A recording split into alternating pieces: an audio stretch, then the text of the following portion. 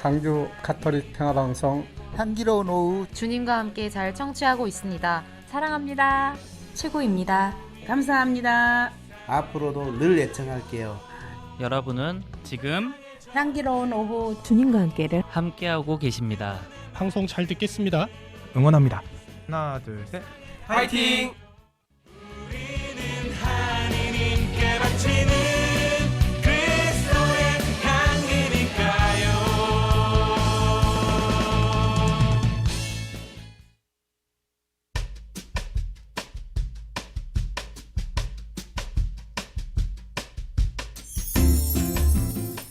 성경 물음에 대한 물음. 이 코너는 가톨릭 신자들이 신앙생활을 하며 느꼈던 성서적인 물음에 대해서 살펴보고 다시 한번 신자들에게 새로운 신앙적 물음을 던짐으로써 묵상해보는 시간입니다.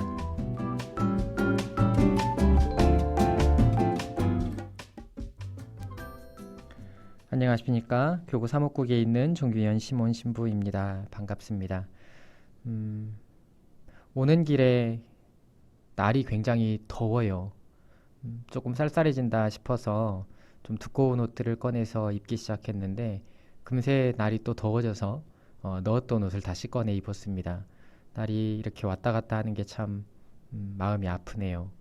우리가 하느님께서 창조하신 그 창조 질서를 잘 지켜나가지 못했음을 생각하고 뉘우치면서 조금 더 신경 써서 조금 더 마음을 써서 하느님의 질서 안으로 우리가 들어갈 수 있도록 노력해야 되겠다라는 생각을 해봅니다. 새벽부터 또 비가 오고 날이 많이 추워진다고 합니다. 7도까지 떨어진다고 하는데요. 그래도 두꺼운 옷을 잘 준비해 놓고 계시면 좋겠다라는 말씀을 드립니다. 위령성월이 왔죠. 그제가 모든 성인 대축일이었고 어제가 위령은날이었습니다. 저는 이 위령성월 때마다 한 가지 늘 월초에 묵상하는 것이 한 가지가 있는데 그게 이런 것입니다. 우리 교회는 사실 위령성월을 맞이해서 첫 번째 날에 하느님과 함께 지복직관하며 천국 영광을 누리고 있다라고 교회가 보증하는 그 성인들을 기억하고 우리들이 성인들처럼 살아갈 수 있게 되기를 바라는 마음을 갖는 것을 중심으로 모든 성인의 대축일을 보내고 둘째 날 위령의날을 보내죠. 사실 예전에는 왜 위령성월인데 첫 번째 날이 위령성월이 아닐까, 위령의 날이 아닐까라는 질문을 스스로에게 한 적이 있어요. 그런데 이게 죽은 영혼들을 향한 기도다라고 할지라도 일단 성인들을 기억하고 그들의 삶을 따라 살아가는 것을 우리가 배운다라고 하면 두 번째 날 우리가 죽은 모든 영혼들을 위해서 기도하는 위령의날을 가짐으로써 죽은 모든 영혼들이 성인들처럼 하느님과 함께 살아가기를 바라는 마음을 청하라라는 교회의 안배라는 생각을 해보죠. 근데 무엇보다 한편으로는 저는 이런 생각을 합니다. 이게 현상적인 개념, 그러니까 상태적인 개념 안에서 삶과 죽음은 우리 눈에 분명히 구분이 되죠. 살아있음과 죽음이 분명하게 우리 눈에 구분이 되지만 과연 그게 하느님 앞에 서게 되었을 때 구분점이 있을까라는 생각을 해봐요. 하느님께는 산이나 죽은이나 모두 살아있는 사람이기 때문에 그렇지요. 예수님께서 인용하셨던 말씀처럼 아브라함의 하느님, 이삭의 하느님, 야곱의 하느님이라고 표현을 하셨지만 실제로 구약 성경에는 그 살아있음과 죽음에 대한 경계로서 해석할 수 있는 그런 문구는 아니지만 예수님은 산이와 죽은이들이 모두 하느님 앞에서는 살아있는 사람이다라는 것을 말씀하시기 위해 이 문구를 사용을 하셨지요. 그러면서 뭐라고 이야기를 하시냐면 하느님께는 모두가 살아있는 이들이다. 이것은 사실 살아있는 자나 죽은 이나 모두 하느님 앞에서는 소중한 하나의 인간이다라는 것을 당신의 사랑받는 존재이다라는 것을 알려주는 것이지요. 그래서 이 위령성월에 위령은하를 보내고 또 일용성월을 보내면서 우리가 돌아가신 분들을 위한 기도 이게 필요하고 그러한 마음을 써야 된다라는 것이 분명하지만 그럼에도 첫 번째 날, 위령성월 첫 번째 날 모든 성인의 대축일을 기억하면서 우리가 성인처럼 살아갈 수 있기를 희망할 수 있으면 좋겠다라는 것을 드러내는 것처럼 살아있는 모든 영혼들, 이 영혼들도 역시 하느님 앞에 설 수 있게 되는 그런 성실함과 바른 신앙을 갖게 되기를 바라며 스스로의 모습을 잘 성찰하고 하느님과 함께 살아가는 그런 시간들을 이 위령성월에 잘 만들어 갔으면 한다라는 말씀을 드립니다. 요즘 어떻게 지내시는지들 모르겠지만 저는 뭐 바쁜 일들이 요즘에 다 끝났습니다. 바쁜 일들이 많이 뭐 교우청 워크샵 그리고 사제 연수가 끝나고 나니 조금 숨을 돌릴 틈이 생겼는데 금세 또 다시 바쁜 일들이 다가오겠죠. 네, 아무튼 11월 날이 또 추워지더라도 추운 날은 더 따뜻한 날이라고 항상 도식화해서 저는 개념을 가져요. 추워야 사람들의 마음이 더 따뜻해지더라고요. 더 붙어 있으려고 하고 더 안아주려고 하고 자기의 온기를 좀 나눠주려고 하고 이런 감각들을 갖는 때가 언제나 약간 조금씩 쌀쌀해지는 그런 때라고 생각을 합니다. 그래서 저는 겨울이 제일 따뜻한 계절이다라고 이야기도 하죠. 어찌됐든 우리의 따뜻한 마음들을 이웃들과 나누는 그런 11월 됐으면 좋겠다라는 말씀을 드립니다. 오늘 함께 나눠볼 이야기는 마테오복음 22장의 혼인잔치의 비유입니다. 일전에 이 비유를 저에게 한번 설명해 줬으면 좋겠다라고 물어오신 분이 있었어요. 그래서 이 이야기를 해볼까 합니다. 어떻게 쉽게 해석의 관점을 말씀드릴 수 있을까 고민이 많이 되기도 합니다. 쉽게 이야기해야 된다는 강박이 생기더라고요.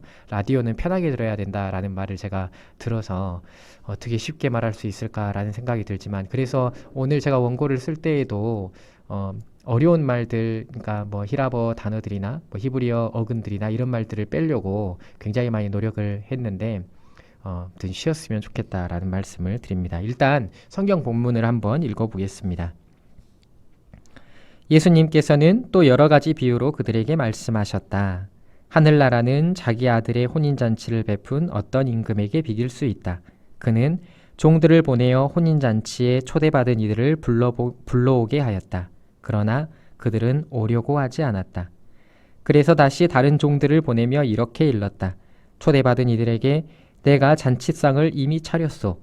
황소와 살찐 짐승을 잡고 모든 준비를 마쳤으니 어서 혼인잔치에 오시오 하고 말하여라. 그러나 그들은 아랑곳하지 않고 어떤 자는 밭으로 가고 어떤 자는 장사하러 갔다.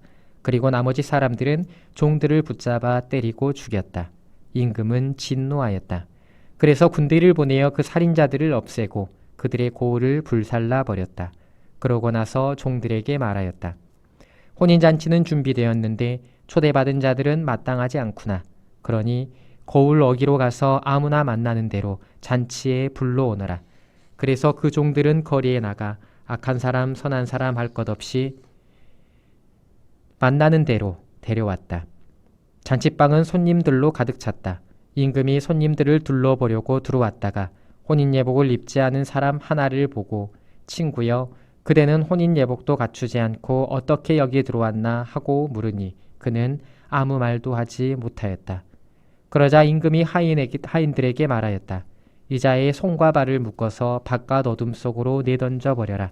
거기에서 울며 이를 갈 것이다. 사실 부르심을 받은 이들은 많지만 선택된 이들은 적다. 네, 이 복음에 대해서 일반적으로 사람들이 가장 궁금한 지점은 예복에 관련된 것일 거예요. 혼인 예복을 입지 않는 사람들, 이 사람들이 왜 쫓겨나야만 하냐라는 이런 질문일 것입니다. 초대받은 이들이 아니라 아무나 길에서 만나는 대로 데리고 오라고 임금이 이야기를 하였고 그렇게 불려온 사람들인데 왜 예복을 갖춰 입지 않았다라고 해서 쫓겨나야만 하냐, 그리고 바깥 어둠으로 쫓겨나서 울며 이를 갈아야만 하냐라는 물음이 가장 그 질문의 핵심에 있을 것입니다. 그래서 이 전체적인 맥락과 내용을 누구를 향하고 있고 어떤 사람을 향하고 있는지 그에 대한 해석들을 해나가면서 이 물음에 대한 답을 한번 찾아가 보겠습니다. 일단 이 복음이 가지고 있는 전체적인 메시지, 그 방향에 대해서 생각을 해보겠습니다.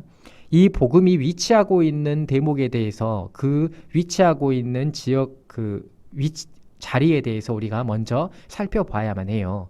22장에 놓여져 있는 첫 번째 비유 말씀인데 이 비유가 언제 나오게 되는 거냐면 예수님께서 과월절 만찬을 지내시기 위해서 곧 돌아가시기 위해서이죠. 우리는 이미 성경의 처음부터 끝까지의 내용을 알고 있기 때문에 예수님께서 당신의 죽음, 하느님의 뜻과 사명을 완수하기 위해서 예루살렘으로 입성을 하신 이유입니다. 예루살렘으로 입성을 하신 이후에 사람들의 엄청난 환호를 받고 무화과 나무를 성전을 먼저 정화를 하시죠. 성전으로 올라가셔서 성전 정화 사건을 벌이시고 무화과 나무를 조주하시고 이런 일들을 벌이자 유다인 지도자들, 바리사이와 유다인 원로들이라고 마테오복음은 표현을 하고 있어요. 그들이 예수님께 와서 당신은 무슨 권한으로 이런 일을 하는 것이냐라고 묻습니다. 이 물음은 그런 거죠. 네가 하고 있는 행동이 사람들을 선동하는 그리고 사람들을 가르치는 그런 일들을 도대체 누가 너에게 허락한 것이냐라고 묻는 것입니다. 그러자 예수님께서는 세례자 요한의 예를 들면서 대답을 하지 않으시죠. 나는 대답하지 않겠다라고 말씀을 하셔요. 그리고 나서 이 대답 직후에 곧 예수님의 권한을 묻는 유다인 지도자들의 물음과 대답하지 않겠다라는 예수님의 대답 이후에 연속으로 3가지의 비유를 이야기를 하셔요.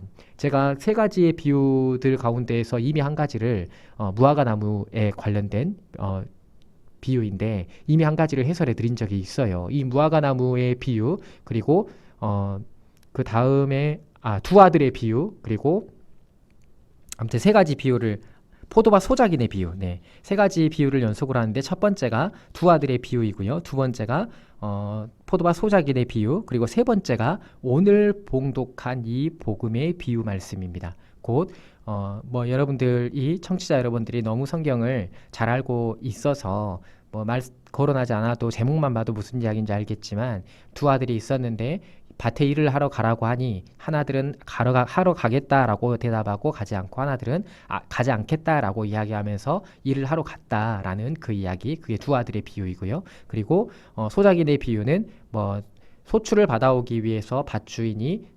소작인들에게 종을 보냈는데 소출을 더 자기들이 가지고자 하는 욕심에 때리고 돌려보내고 심지어 아들을 보내자 아들을 죽였다라는 우리가 너무 잘 알고 있는 그 비유 말씀이고, 세 번째에 나온 비유가 이 복음입니다. 오늘 제가 방금 읽은 그 혼인잔치의 비유의 내용이지요. 이 비유는 구도를 잘 보셔야 돼요. 유다인 지도자들이 권한을 묻자 대답하지 않겠다라고 이야기를 하면서 이 비유가 가리키고 있는 당사자는 유다인 지도자들이에요. 그들에게 자신의 권한을 묻고 있는 그들에게 하느님의 말씀을 받아들이지 않는 그들에 대해서 질타하는 내용이 비유로 꾸려져 있습니다. 곧 하느님께서 그들을 선택하시고 이스라엘 백성을 선택하시고 그들에게 구원의 손길을 뻗치시고 그들에게 구원을 받을 수 있는 길을 열어주었지만 그들은 하느님께 응답하지 않았고 예수님을 받아들이지 못했고 그런 불순종이 그들을 구원을 받을 수 없는 그런 존재로 전락해버리게 만들었다라는 그 두 아들의 비유, 그리고 또한 소작인도 역시 마찬가지이죠. 자신들의 욕심과 악행 때문에 하느님께서 원하시고 하느님께서 보내신 일을 받아들이지 않았었던, 곧 예수님의 권한을 의심했었던 그들에 대한 고발이 두 번째 비유에도 역시 등장을 하는 것입니다. 그리고 이 세 번째 비유도 역시 마찬가지로 그들을 향한 그 유다인 지도자들을 향한 하나의 고발이자 질타의 내용으로 꾸려져 있는 것이에요. 그러니까 첫 번째 비유, 두 번째 비유, 세 번째 비유가 불순종에 대한, 예수님을 받아들이지 않음에 대한 유다인 지도자들에 대한 고발이었고, 또한 그 고발이 그 유다인 지도자들의 욕심과 횡포, 이것으로 인해서 구원의 길을 막아 세워버린 것이다 라는 그런 비유가 두 번째 내용이었다면, 세 번째도 역시 비슷한 맥락으로 흘러가겠다라는 예상을 우리가 해볼 수가 있게 되는 것이지요. 그래서 이 22장 1절, 오늘 읽은 복음의 첫 대목을 보면 또 여러 가지 비유로 그들에게 말씀하셨다라고 번역을 하고 있어요. 여기서 또라는 말이 등장을 하는데 다시라는 의미를 가지고 있습니다. 두 가지 비유를 보충하는 비유이다라는 것을 뜻하는 것이지요. 세 번째로 이야기하고 있는 비유이다. 여러 가지 비유라고 이야기를 하는 것도 역시 뭐 해석을 조금만 해드리자면 복수들로 쓰여져 있어요. 그 비유가 복수로 쓰여져 있기 때문에 여러 가지 비유라고 번역을 하고 있는데 복수로 쓰여지고 있는 까닭은 지금 우리가 오늘 읽은 이 비유가 하나의 비유가 아닙니다. 두 가지의 비유가 섞여 있는 것이에요. 이것을 쭉 해석을 해나가다 보면 알 수 있게 되니까 계속 해석을 해나가겠습니다. 자, 그러면 비유의 내용에 대해서 들어가 보겠습니다. 임금은 혼인잔치를 베풀려고 했습니다. 그리고 이미 초대장을 돌리고 초대를 한 상태였습니다. 혼인잔치가 시작되려고 하자 이미 초대한 이들에게 들어올 수 있도록 권유를 냈습니다. 그러자 사람들이 오려고 하지 않지요. 그러자 다른 종들을 보내면서 초대받은 이들을 오게 했는데 어떤 자는 밭으로 가고 어떤 자는 장사하러 갔습니다. 그리고 나머지 사람들은 종들을 붙잡아 때리고 죽였습니다. 이 상황은 구원 역사 안에서 이스라엘 백성들이 했었던 행위를 암시하고 있습니다. 곧 하느님의 구원 계획 안에 이스라엘 백성들이 이미 초대되어 있었지만 그에 응답하지 않았던 삶의 모습을 말하는 것이지요. 루카복음의 똑같은 병행 구절은 14장에 나오게 되는데 구체적으로 내가 결혼을 해야만 하니 가지 못하겠소. 내가 땅을 샀으니 그 땅을 보러 가야겠소. 내가 소를 샀으니 그 소를 부려보러 가야 되겠소. 라는 이유를 말하지만 마테오 복음 안에서는 더러는 장사하러 가고 더러는 아무튼 다른 곳을 갔다라고 밭으로 갔다라고 이야기를 하고 있죠. 간략하게 이렇게 이야기를 하고 있는 것입니다. 이것은 이스라엘 백성들이 이 구원 역사 안에 초대받았고 구원받은 사람들 안에 살아가야만 하는데 그들이 이곳을 가지 못하는 이유와 근거에 대해서 예수님이 비유적으로 말씀을 해주신 것입니다. 그게 무엇이냐면 삶의 평안과 안정을 위한 더 풍요로움을 위한 집착이었다라고 이야기를 하는 것이지요. 예수님의 말씀, 곧 하느님의 말씀을 찾고 그리스도를 받아들이는 것보다 그들에게 더 중요한 것은 내가 더 평화롭고 안정적으로 살아가는 것이다 라고 예수님께서 지적하고 있는 것입니다. 실제로 우리가 이스라엘 역사적인 맥락과 과정을 쭉 보면 그리고 우리의 삶의 역사에 대해서 쭉 성찰해 보면 사실 이스라엘 백성들에게 가장 큰 적은 외부로부터 오는 어떤 압력이나 폭력이 아니었습니다. 우리의 삶도 역시 마찬가지예요. 순교자들에 대한 이야기를 이 다음 시간에 하겠다라고 이야기를 하던데 개편으로 인해서 이야기를 하던데 야심차게 준비한 아까 아나운서님이 그렇게 이야기를 하시던데 순교자들을 생각해봐도 우리는 알 수가 있어요. 외부의 압력과 폭력들, 강압들 이런 것에 의해서 이런 것에 있을 때에는 오히려 신앙적으로 훨씬 더 단단해지고 사람들이 뭉칩니다. 하느님을 찾고 하느님을 부여잡아야만 우리가 구원받을 수 있다라는 확신을 갖는다는 것이지요. 그런데 우리의 삶의 역사나 이스라엘 역사나 성경에서 제시하고 있는 그 신앙의 역사를 끊임없이 되짚어봐도 언제나 가장 큰 위기는 평화와 안정 속에 다가왔습니다.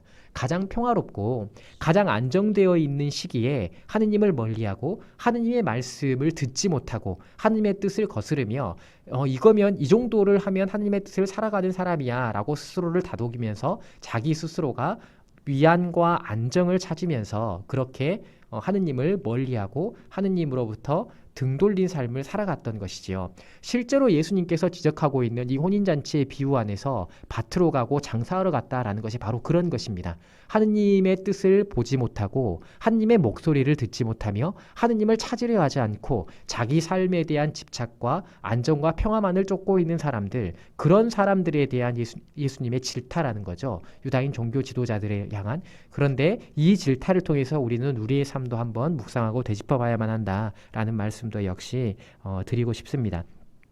자, 그렇게 그들은 초대에 불응을 했습니다.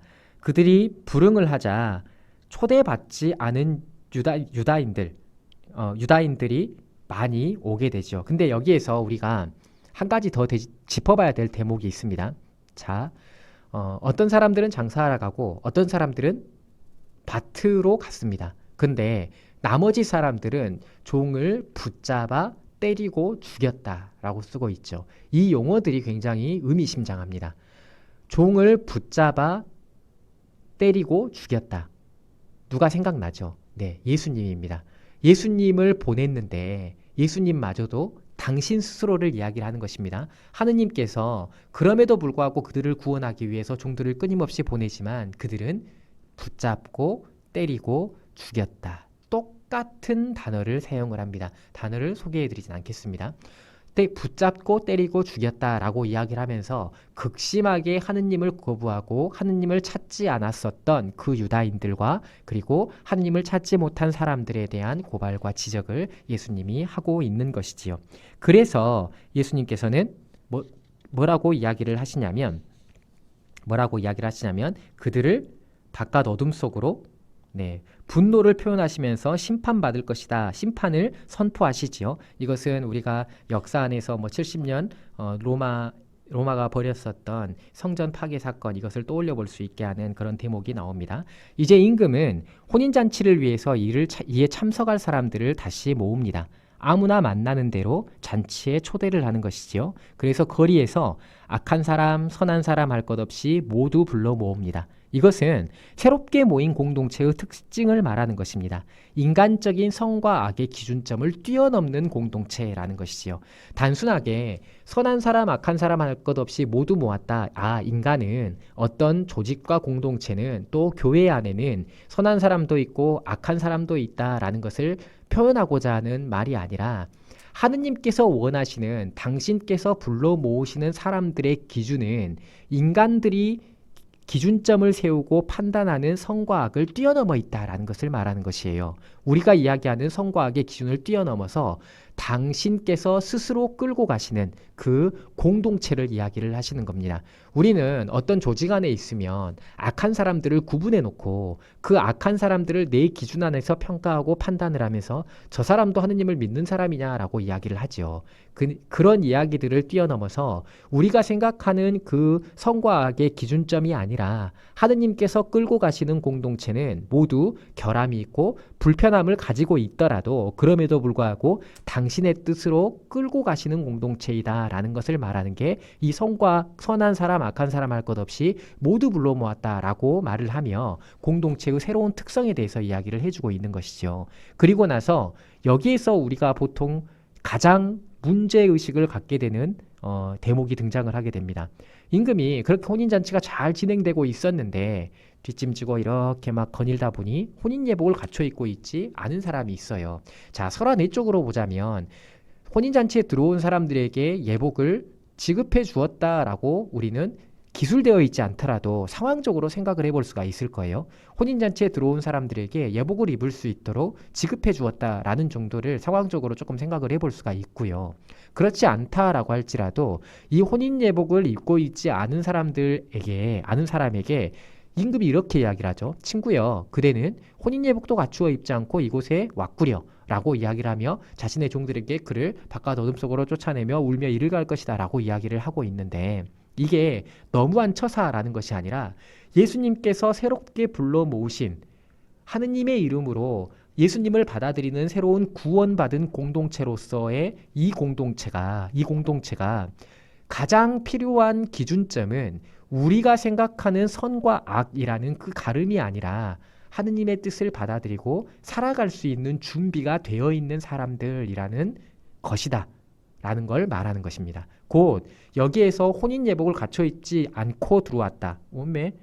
갖춰 입지 않을 수밖에 없는 거 아닌가? 라고 생각을 할 수 있는데 이게 그런 생각으로 그치는 게 아니라 비유의 전체적인 맥락과 해석 안에서 보게 되면 새로운 공동체, 예수님을 받아들이지 못하고 하느님으로부터 등 돌리고 자신에 대한 삶의 안녕과 풍요와 집착 때문에 끊임없이 하느님을 거부하는 삶을 살아갔었던 그들이 아니라 새롭게 예수님을 받아들이면서 불러 모여진 이 공동체가 가져야만 하는 기준점과 특징에 대한 설명이 이 혼인예복이라는 말로 쓰여져 있다라는 말씀을 드립니다.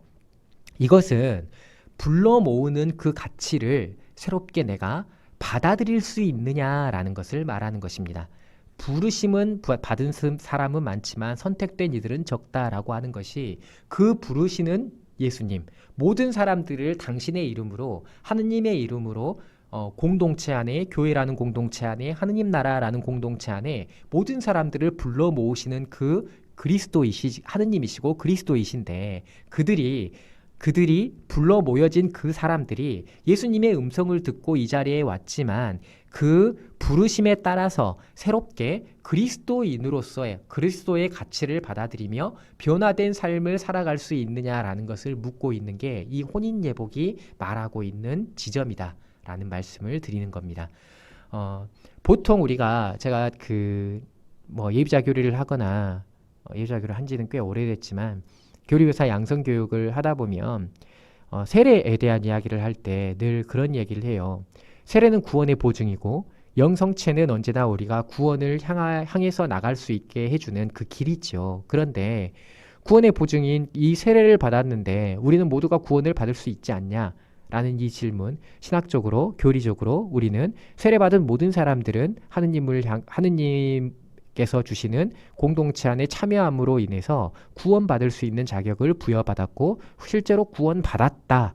예수님을 알을 통해서 구원받았다라고 표현을 해요. 그런데 우리가 이미 그리스도인이 되었고 이미 구원받은 존재인데 우리가 그러면 그것 외에 또 무엇을 해야만 하는가라는 질문을 하게 되죠. 근데 저는 이런 생각을 합니다. 그리스도인이라고 해서 내가 그리스도인이 되었다. 세례를 받음을 통해서 그리스도인이 되었다. 그리스도인이라고 해서 모두가 진짜 그리스도인이냐라고 물으면 저는 언제나 물음표를 가질 수밖에 없다라는 대답을 드리고 싶어요. 진짜 그리스도인이 되기 위해서는 항상 하느님을 가까이 해야만 하고 그리스도의 가치를 표현할 수 있도록 살아가야만 합니다. 곧 그 변화를 내가 세례를 받음을 통해서 예수님을 알았고 예수님을 받아들였고 하느님을 내 삶의 가장 중심에 두었기 때문에 그 삶으로의 삶을 내가 받아들여서 변화된 삶을 충실히 살아갔을 때야 비로소 내가 진정한 그리스도인이 되었다라고 말할 수 있을 거다라고 생각합니다. 저는 그래서 당연히 제가 세례를 받았는데 저는 구원받을 수 있습니까? 구원받았습니까? 라고 물어보면 당연합니다 라고 대답을 할 겁니다. 그럼에도 우리가 진짜 구원의 삶을 살아가기 위해서는 내가 지금부터 내가 구원받았구나 라는 것을 자각하고 그 구원받은 행복의 삶을 살아가기 위해서는 진정한 그리스도인으로의 변화가 필요하다라는 말씀을 드리고 싶어요. 그것이 오늘 유다인들에게 던지는 예수님 비유의 핵심이다라는 말씀을 드립니다. 모두가 불러 모여졌지만 응답으로서 변화된 삶을 받아들임, 이것이 중요하다라는 말씀을 드립니다. 가만히 천천히 이 비유를 다시 한번 보자면 이 비유는 두 가지입니다. 첫 번째는 유다인 지도자들을 향한 그들이 받아들이지 못함에 대한 심판에 대한 선고였다면, 두 번째는 새롭게 모여진 공동체들의 변화, 그것을 요구하고 변화로의 초대를 하고 계신 예수님, 이것을 우리가 이 비유를 볼 수가 있죠. 그래서 두 비유가 한 이야기 속에 함께 들어가 있는 것이다 라고 생각을 해볼 수도 있을 거예요. 그래서 비유가 복수용어로 쓰였다라는 말씀을 드립니다. 조금 쉽게 설명하기 위해서 굉장히 열심히 노력을 했는데 쉬우셨는지 어려우셨는지 저는 잘 모르겠습니다. 어쨌든 오늘 복음 말씀을 우리가 오늘 복음은 아니지만 오늘 우리가 읽은 이 혼인잔치의 비유에 대한 이야기를 들으면서 내가 진짜 그리스도인으로서의 변화를 삶으로 살아가기 위해서 노력하고 있는 사람인지라는 것을 되물어보시고 스스로 열심히 하느님으로의 또 그리스도께서 바라시는 그 삶으로 변화될 수 있도록 끊임없이 기도하고 스스로를 닦아나가는, 그리스도를 담아나가는 그런 신앙생활을 찾아가셨으면 좋겠다라는 말씀을 전해드립니다. 네, 오늘 이야기는 여기까지 해드리겠고요. 또 다음 주에 다른 이야기로 만나 뵙도록 하겠습니다. 오늘 마침 곡은 주비루스가 부른 하늘나라 이 땅에를 함께 듣겠습니다.